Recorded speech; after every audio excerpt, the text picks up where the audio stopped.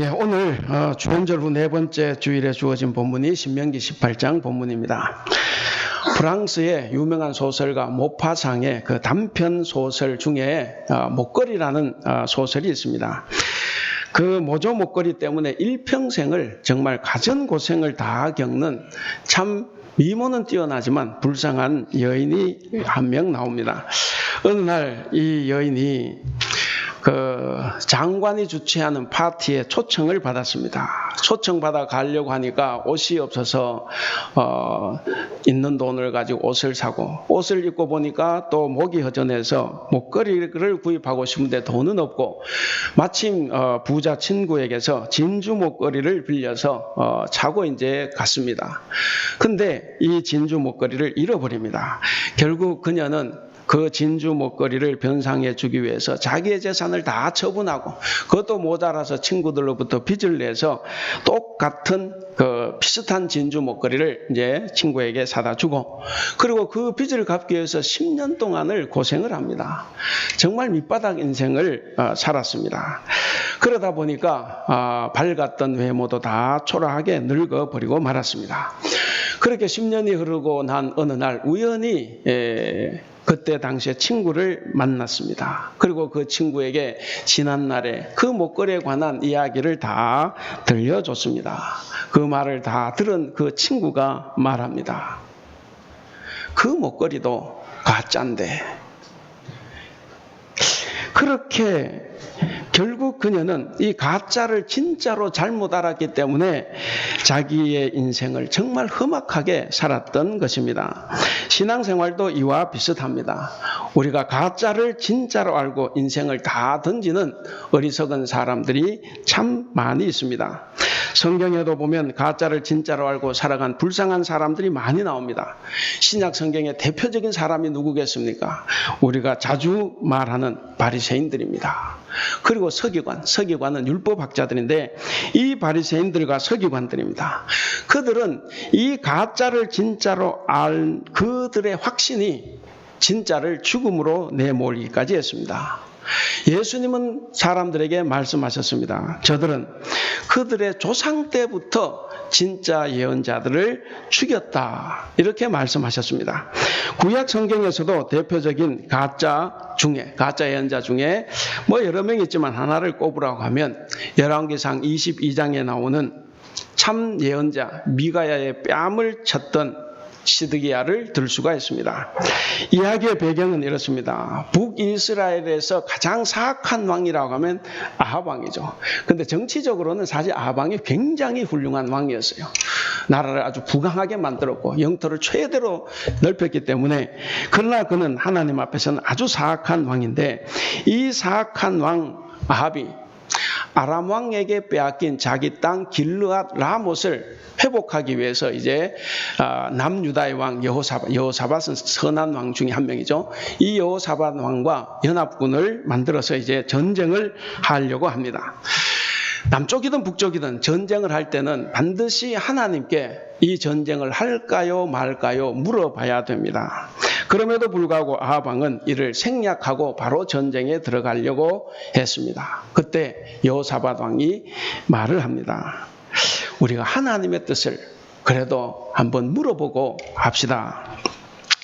아합은 이 말이 못마땅했습니다. 못마땅했지만 자기 주변에 많은 예언자들이 있었습니다. 그래서 그 중에 400명을 불렀습니다. 400명을 불러서 그 예언자들에게 하나님의 뜻이 무엇인지 한번 물어보라 이야기를 했습니다. 그랬더니 놀라운 것은 이 400명이 똑같은 말을 합니다. 주께서 그 성을 왕의 손에 넘겼습니다. 여호사밧이 믿을 수가 없어요. 이 400명은 한눈에 봐도 듣기 좋은 소리만 하는 싹군 목자들로 보였습니다. 그래서 이 400명의 말을 못 믿어서 다시 아합에게 묻습니다. 혹시 다른 예언자는 없습니까? 그랬더니 아합 왕이 하는 대답이 가관입니다. 뭐라고 하냐면 미가야라는 예언자가 있습니다. 근데 나는 그를 싫어합니다. 그는 한 번도 내게 길한 예언을 한 적이 없습니다. 항상 내게 흉한 것만 예언한 사람입니다. 자, 이 말을 보면 그 이 아합이 원하는 어떤 예언자 상이 있습니다. 뭡니까? 자기에게 좋은 예언, 길한 예언을 하는 사람은 좋은 예언자이고, 자기에게 나쁜 예언, 흉한 예언을 하는 사람은 나쁜 예언자다 하는 거죠.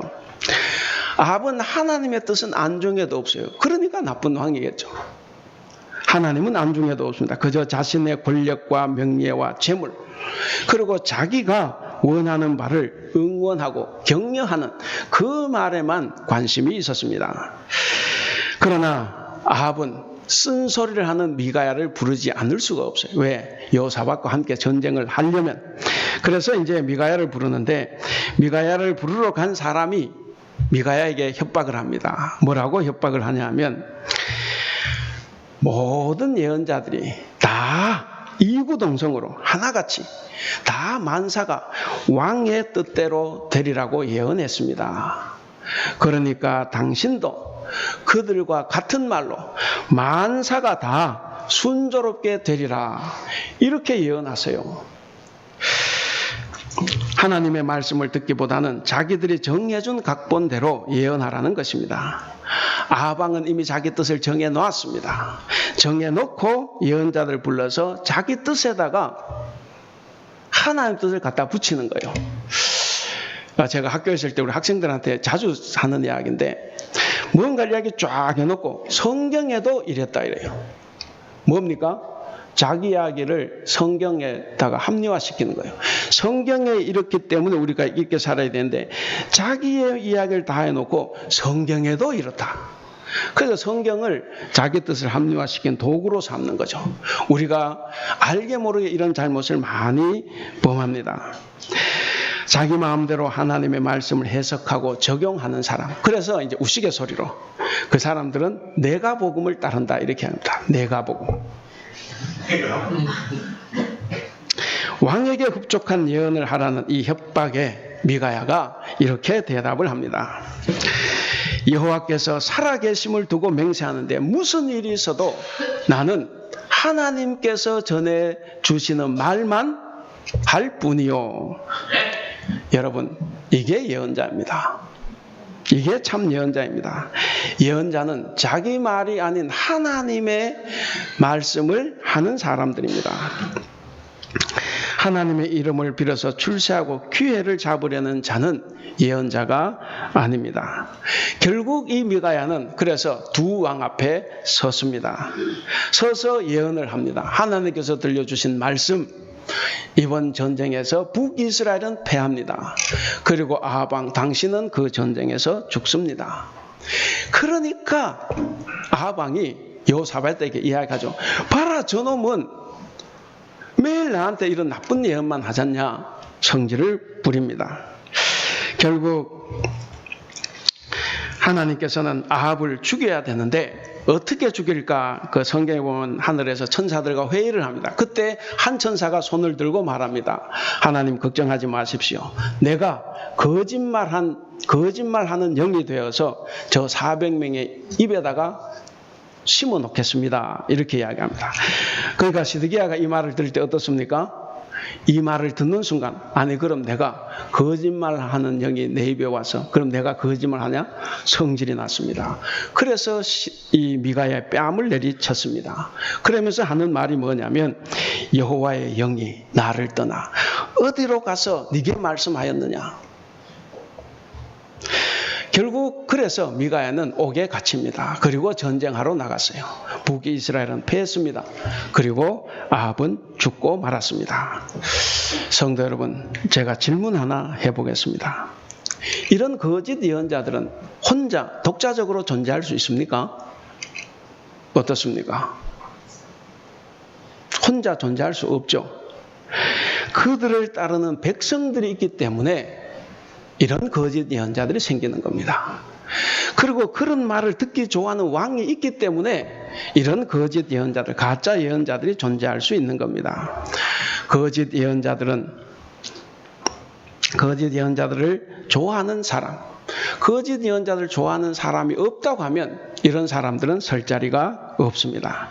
따라서 거짓 예언자는 성도들이 자기의 이익에 도움이 되기 때문에 좋아해주고, 또 거짓 예언자도 자기에게 어떤 이익을 거두기 위해서, 자기 이익을 위해서 거짓말할 때 쏘아주는 백성들이 있는 거예요. 쏘아주는 성도들이 있기 때문에 이 거짓 예언자들이 뿌리를 내리는 겁니다. 권력의 시녀가 되고 권력의 입이 되어도 그들을 따르는 자들이 있기 때문에 이 가짜 예언자들이 줄어들지 않는 겁니다. 우리 한국 사회를 보면 분명히 저 위정자가 대단히 잘못했고 함에도 불구하고 국가조찬 기도회다 그래서 불러놓고 오만 칭찬을 다 합니다. 왜 그런 짓을 합니까? 그걸 좋아하는 성도들이 있기 때문에 그게 줄어들지 않는 겁니다. 가짜 예언자 이 시드기야는 아합이 전쟁에서 죽는다고 말한 이 미가의 뺨을 내리쳤습니다. 왜 쳤습니까? 일단 자기가 기분 나쁘죠. 더 중요한 것은 왕을 대신하는 거예요. 왕의 마음에, 왕에게 잘 보이려고 치는 겁니다.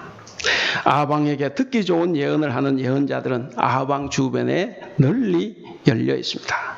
그가 부르면 언제든지 쫓아와서 하나님은 당신 편입니다 라고 말해주는 사람들이 있습니다.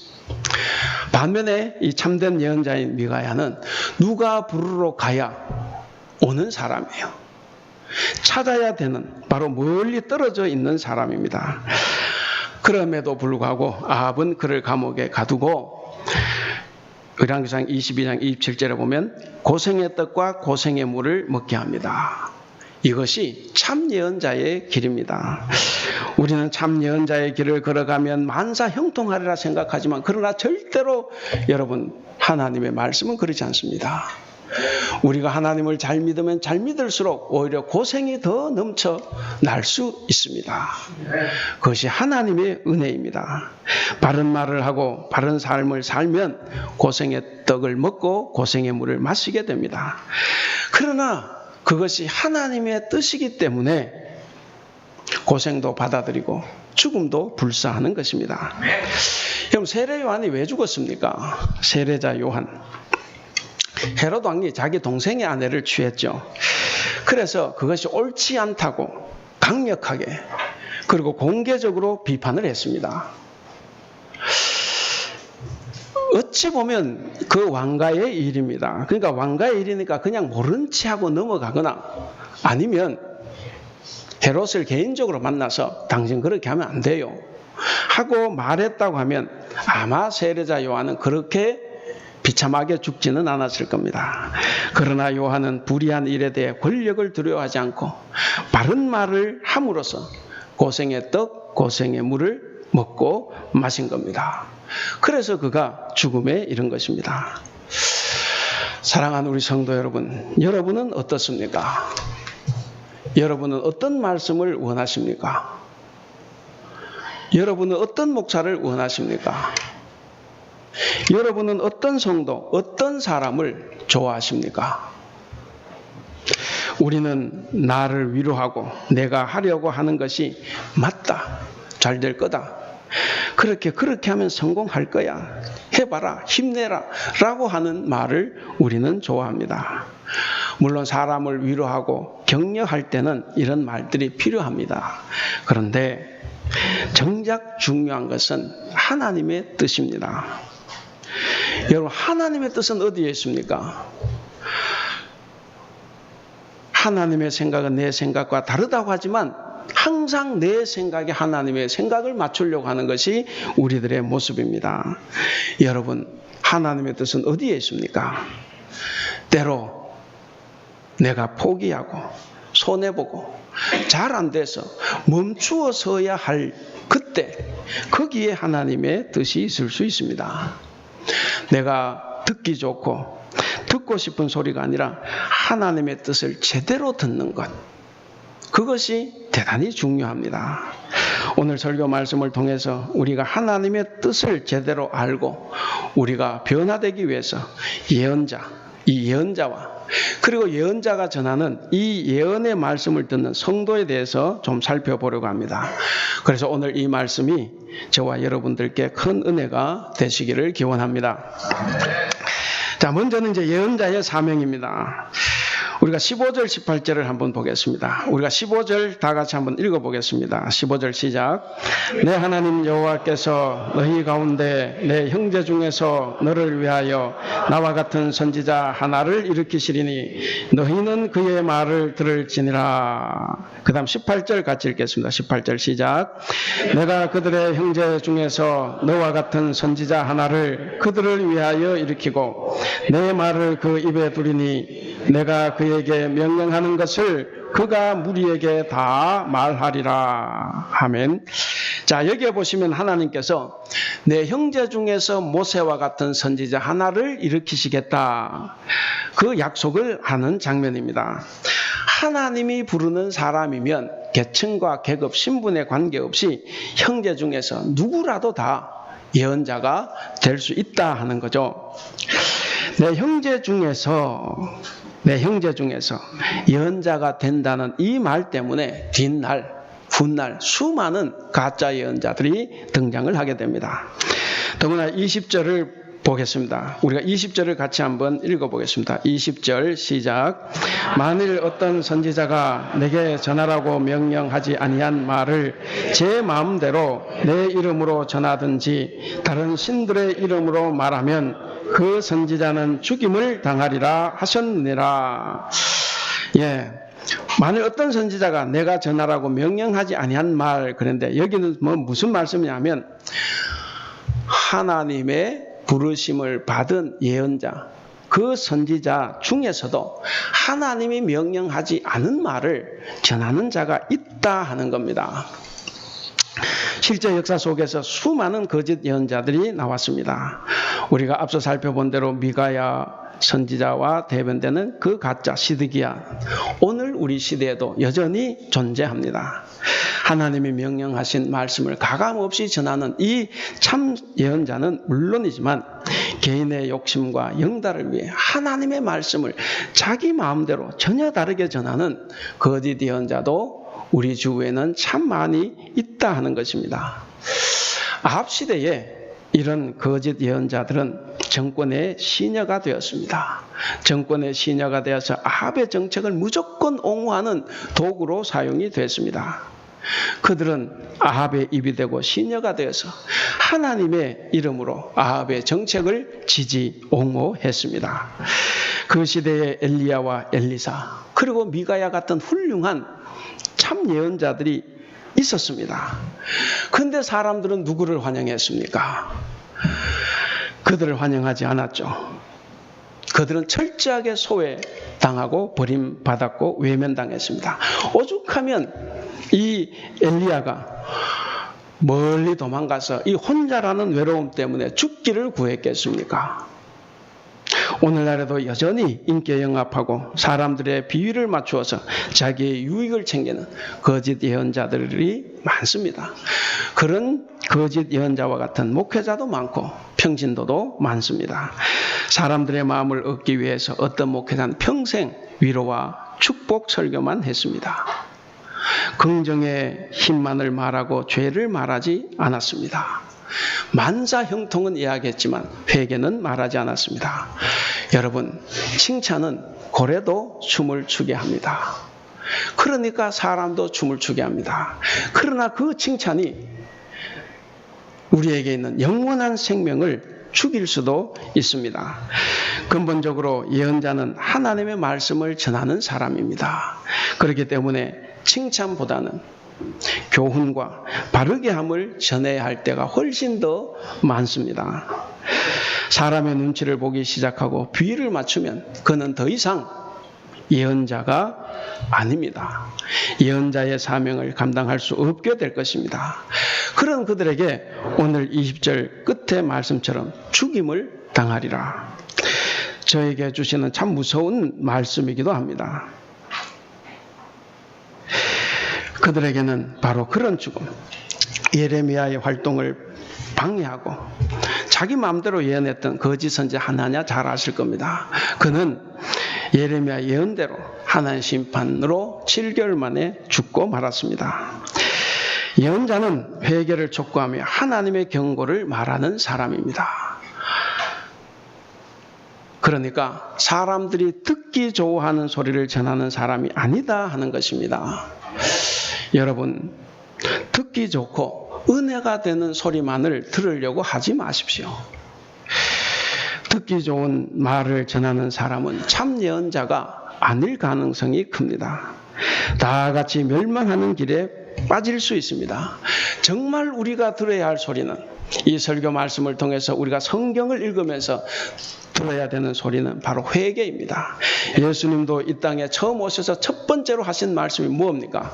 회개하라. 그 말씀이었습니다. 참 예언자는 하나님이 무엇을 원하시고 무엇을 싫어하시는지를 올바르게 전해야 합니다. 두 번째로 예언의 말씀을 받아들이는 우리 성도들의 분별력에 대해서 한번 살펴보겠습니다. 먼저는 진정한 예언의 말씀에 순종해야 합니다. 여러분, 예언이 뭡니까? 우리 이제 화요일마다 이제 성경 공부했던 팀들은 잘 알 수 있겠는데, 어쨌든 예언이라는 것은 우리가 아는 예언은 뭡니까? 그죠? 앞으로의 일을 미리 말하는 거지 않습니까? 그래서 이 예언은 예자가 미리 예자죠. 그것이 예언인데, 이 예언은 초점이 현재입니까? 미래입니까? 미래예요. 미래. 여러분 왜 전보로 갑니까? 여러분 전보로 가지 않는데 사람들이 왜 전보로 갑니까? 사람이 전보로 가는 건 미래를 알기 위해서 전보로 가죠. 그러니까 미래를 아는 것, 그것이 우리가 아는 예언입니다. 그런데 성경이 말하는 예언은 여러분 그런 점쟁이가 아니에요. 그런 점쟁이와 같은 의미가 아니라 하나님의 말씀을 내가 받는 거죠. 하나님의 말씀을 내가 위탁받아서 선포하는 행위로서 예언입니다. 그래서 이때의 예언은 예자가 쌓아둘 예자입니다. 예금. 그죠? 예금. 돈을 은행에 쌓아두는 거죠. 그 다음에 예약. 뭡니까? 약속을 쌓아놓는 거예요. 그것처럼 여기서 말하는 예언은 미리 예자가 아니고 성경에서 말하는 예언은 여러분 쌓아둔다 하는 의미의 예자로서 예언입니다. 그러니까 성경에서 예언의 초점은 미래겠습니까? 현재겠습니까? 현재예요. 여러분 성경에는 철저하게 잘못된 현재에 초점을 맞추고 있습니다. 우리는 다 잘못 살아갈 수 있는 사람이고 실제로 잘못 살아가기도 합니다. 그래서 우리가 하나님의 말씀을 들으면 현재 내 잘못이 드러나야 되는 겁니다. 그런 이유로 인해서 예언은 결코 우리가 아는 그런 예언은 아닙니다. 그렇기 때문에 우리는 하나님이 예언자의 입에 담아두신 그 하나님의 말씀을 절대적으로 순종해야 합니다. 그래야만 하나님께서 우리에게 주시고자 하시는 풍성한 은혜와 복을 누릴 수 있습니다. 그리고 두 번째로 생각해 볼 것은, 첫 번째는 진정한 예언의 말씀에 순종해야 한다는 것이었고, 두 번째는 거짓 예언자와 그리고 거짓 가르침을 경계해야 합니다. 여러분, 잘못된 예언자, 거짓 예언자의 잘못된 말씀을 분별하는 것은 누가 해야 됩니까? 여러분들이 해야 돼요. 여러분들이 해야 됩니다. 그래서 성경 말씀을 읽고 공부하고 깨달아야 됩니다. 기도할 때도 성령의 조명을 받아서 이 성경 말씀 읽을 때 깨달을 수 있도록 해달라고 여러분 우리가 기도해야 됩니다. 예수님께서도 마태복음 7장 15절 이하에서 거짓 예언자들을 잘 분별해서 따르지 말라고 이야기를 하죠. 거기 보면 예수님께서 그렇게 말씀하십니다. 사람의 말보다는 그 사람의 열매는 행실입니다. 그 사람의 행실을 보고 사람을 알아보라고 이야기를 합니다. 당시에 바리새인은 얼마나 말 잘했습니까? 그런데 그 말이 중요한 것이 아니라 그 사람의 행실입니다. 오늘 본문도 두 가지 가능성을 말해주고 있습니다. 첫째는 19절 정당한 하나님의 말씀을 거부하는 경우가 있습니다. 우리가 19절 말씀을 같이 한번 읽어보겠습니다. 19절 시작. 누구든지 내 이름으로 전하는 내 말을 듣지 아니하는 자는 내게 벌을 받을 것이요. 그러니까 이 말씀은 성도들이 올바르게 전하는 하나님의 말씀을 얼마든지 거부할 수 있다라는 말씀입니다. 여러분, 예수님이 이 땅에 오셔서 천국 복음을 전해 주셨습니다. 그 천국 복음을 전해 주셨을 때 믿음이 뛰어나고 기도와 구제 등에서 정말 타의 추종을 불허했던 그 훌륭했던 사람들, 대중의 존경까지도 다 받았던 이 바리새인들과 율법학자들이 가장 극렬하게 반대했습니다. 그러나 그들은 그것이 하나님을 반대하는 줄 모르죠. 그들은 거부한 정도가 아닙니다. 결국 로마 권력과 결탁을 해서 사형까지 얻어냈습니다. 이런 일이 아까 말씀드린 미가야 시대에도 있었습니다. 미가야 시대에도 하나님의 말씀은 거부당했습니다. 대체로 사람들은 자신의 필요를 채우고 자신들의 경건 생활을 지지해주는 사람을 원합니다. 여러분은 어떻습니까? 우리의 마음, 자기 마음을 편하게 해주는 위로의 복음을 원하고 회개를 촉구하는 진실한 복음을 원하지 않는 그런 성도는 아닐까 우리가 두려워해야 됩니다. 예수님 시대의 제자들과 무리들은 다 자신들이 원하는 것만 생각했지 예수님께서 주시고자 하는 것은 아무 관심이 없었습니다. 여러분, 올바르게 전한 복음을 듣지 못하는 눈멀고 귀먹은 사람들이 우리 주변에 얼마나 많은지 모릅니다. 그들에게는 어쩔 수 없이 벌이 임합니다. 참으로 불행한 이야기입니다. 둘째는 하나님의 말씀이라고 전해진 이 말씀이 이게 정말 정당한 하나님의 말씀인지 아닌지 혹은 진실인지 아닌지 잘 분별이 가지 않는 경우도 있다 하는 거죠. 우리가 21절, 22절을 두 절 다 같이 한번 읽어보겠습니다. 21, 22절 시작.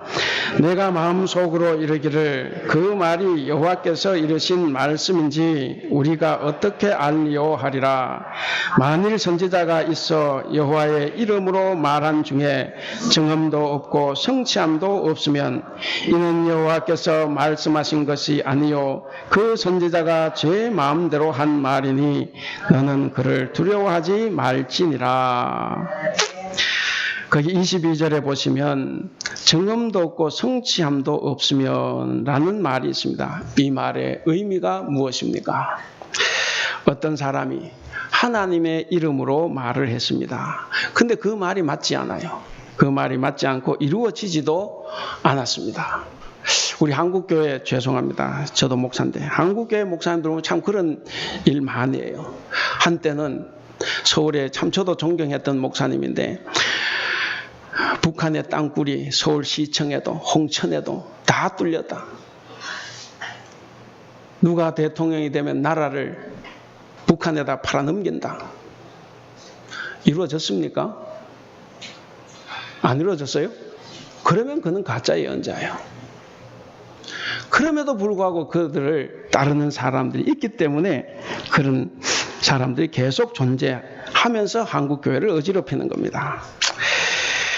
그래서 하나님으로 말했지만 이루어지지도 않고 맞지도 않는 것. 또한 오히려 하나님 이름으로 뭔가를 말했는데 공동체 화평이 깨집니다. 그리고 파당이 생기고 분란만 일어납니다. 그렇다고 하면 그것은 하나님의 말씀이 아닙니다. 그런 사람들은 자기의 이익을 위해서 자기 생각을 주제넘게 말한 것뿐이기 때문에 그래서 하나님께서는 그런 사람들은 두려워하지 않아도 된다 이렇게 말씀하십니다.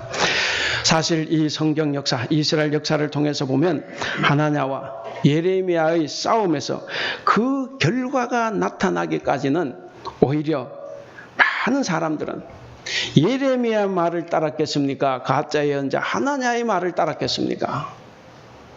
당연히 하나냐의 말을 따르죠. 왜? 그 당대에는 항상 그 가짜 예언자들이 참 예언자들이었어요.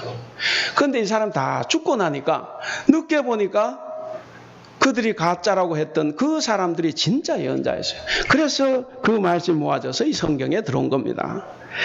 그러나 당대는 다 가짜 예언자였어요. 그래서 사람들은 예레미야의 말보다는 하나님의 말을 더 신뢰했습니다. 왜 그렇습니까? 결과가 나타나기까지 걸리는 시간이 너무 길기 때문에 그렇습니다. 여러분, 아무리 길어도 참된 예언자의 말은 하나님께서 주신 말씀이기 때문에 반드시 성취가 됩니다. 그래서 늦더라도 성취가 되는 겁니다. 그리고 또 늦어서 성취가 될 때까지 우리가 잘못 선택하는 것은 다 우리의 잘못입니다. 여러분, 우리 한국 교회 안에 있는, 우리 교회, 한국의 교회 안에 있는 이 거짓 복음을 어떻게 막아낼 수 있겠습니까? 아까 말씀드린 것처럼 예수님께서는 그 사람 행실을 보고 너희들이 판단을 하라 이렇게 말씀하셨는데, 교회 안에 있는 모든 성도들이 다 올바른 복음만을 전하는 것은 아닙니다. 그리고 올바로 신앙생활하는 것도 아니에요. 그리고 항상 참말만 하는 것도 아닙니다. 그들은 사람의 말을 하고 자식들의 유익을 위해서 하나님의 말씀을 고의적으로 왜곡하는 사람들입니다. 그런데 저와 여러분들은 그런 거짓말을 전하는 성도들을 잘 분별해서 따르지 않으면 그들은 설 자리를 잃게 됩니다. 그런데 우리 현실을 보면 그러지 못해요. 항상 거짓말에 속고 속으면서도 또 속습니다. 그래서 교회 안에, 사회 안에 가짜들이 진짜가 되어서 교회를 어지럽히고 나라를 어지럽힙니다. 그것을 막을 수 있는 방법이 없는 겁니다. 오히려 거짓말을 잘하는 성도, 거짓말을 잘하는 이 국회의원들이 보면 더 잘되고 크는 경우를 우리는 더 자주 보게 됩니다. 시류와 인기에 영합하고 하나님의 말씀보다는 권력자들의 비위를 맞추고 성도들이 좋아하는 말을 하는 그런 교회가 오히려 더 성장하는 경우를 더 보게 됩니다. 여러분, 그럼에도 불구하고 거짓은 반드시 벌을 받습니다. 그리고 진리는 반드시 승리합니다. 그래서 우리에게 중요한 것은 거짓을 배격하고 진리 편에 서야 합니다. 그것이 어떤 고통을 가져오더라도 진리 편에 서야 한다는 것을 우리는 깨달을 수가 있습니다. 마지막으로 이 말씀을 준비하면서 제 자신을 한번 돌아보게 되었습니다. 매주일 제가 설교를 합니다. 설교하는 저에게 물어봤습니다. 권상덕, 너는 어떤 예언자냐? 과연 너는 하나님께 받은 말씀을 그대로 전하고 있느냐? 네 생각과 네 사상을 하나님의 말씀으로 위장해서 하나님의 말씀으로 둔갑시켜서 선포하는 것은 아니냐? 두렵습니다. 강단에 설 때마다, 그리고 이 설교 말씀을 준비할 때마다 그 말씀들이 다 하나님께서 내게 주신 말씀이라고 확신할 수가 없기 때문에 그렇습니다. 참 부끄러운 목사라는 생각을 해보고 자책해봅니다. 늘 잘 되는 것만 하나님께서 우리에게 주신 복이라고 선포했던 것 역시 거짓말하는 영에 붙들린 사람은 아니었나 한번 돌아봅니다. 간혹 성도들이 부담스러워서, 혹은 성도들이 무서워서, 혹은 그들이 불쌍해서, 안타까워서, 혹은 내가 좀 더 편안해지기 위해서 은혜로운 말만 선포했던 저 역시도 거짓말하는 영에 붙들린 사람이 아니었나 한번 돌아보게 됩니다. 성도들에게 더 많이 회개하고 돌이키고 깨우치고 하나님 앞에서 온전하게 살아가라고 외쳐야 함에도 불구하고 사람들이 바라는 말만 주절거리고 거짓된 영에 매달려 거짓된 복음만 남발한 것은 아닌가 한번 돌아보게 됩니다. 그래서 여러분, 저를 위해서 기도해 주셔야 됩니다. 하나님께서 주신 말씀만 전하는 목사가 되도록 여러분 기도해 주셔야 되겠다. 그 말씀이 때로 사람들의 마음에 들지 않아서 뺨을 맞는 일이 있더라도 꼭 하나님께서 주신 말씀만 전하게 해달라고 여러분들 기도해야 됩니다. 여러분, 전하는 사람이 잘못되면 듣는 사람도 잘못됩니다. 제가 천국 지옥 잘 이야기하는데, 제가 지옥 가면 여러분 여기서 듣는 사람들도 다 위험합니다. 여러분 목숨 걸고 기도해야 됩니다. 목사가 하나님께서 주신 말씀만 전하도록. 그래서 저와 여러분이 다 천국 백성이 될 수 있도록 기도해야 됩니다. 이제 말씀을 맺겠습니다. 오늘날은 다 자기 생각에 옳은 대로 살아갑니다. 그래서 사람들은 하나님의 말씀마저도 자기 취향에 맞게 취사 선택을 합니다. 그래서 내 마음에 들면 옳지만 내 마음에 그러면 옳지 않아요. 그러나 이런 시대일수록 하나님의 말씀을 바르게 전하는 예언자가 있어야 하고, 그리고 그 말씀을 옳게 들을 줄 아는 성도가 필요합니다. 여러분에게 모세와 같은 예언자는 누구입니까? 목사입니다. 고로 목사는 하나님의 말씀만 전해야 하고, 여러분은 목사가 전하는 말을 잘 들어야 합니다. 말씀을 사랑하는 성도, 목사가 마음껏 목회하는 그런 교회를 이루어야 됩니다. 그래서 말씀을 전하는 저나 말씀 앞에 서 있는 여러분이 말씀을 잘 듣고, 그리고 겸손하게 회개하고 함께 복음을 사랑해야 그것이 좋은 교회입니다. 성도가 말씀을 변질시키려고 목사와 타협을 하려고 해서는 안 됩니다.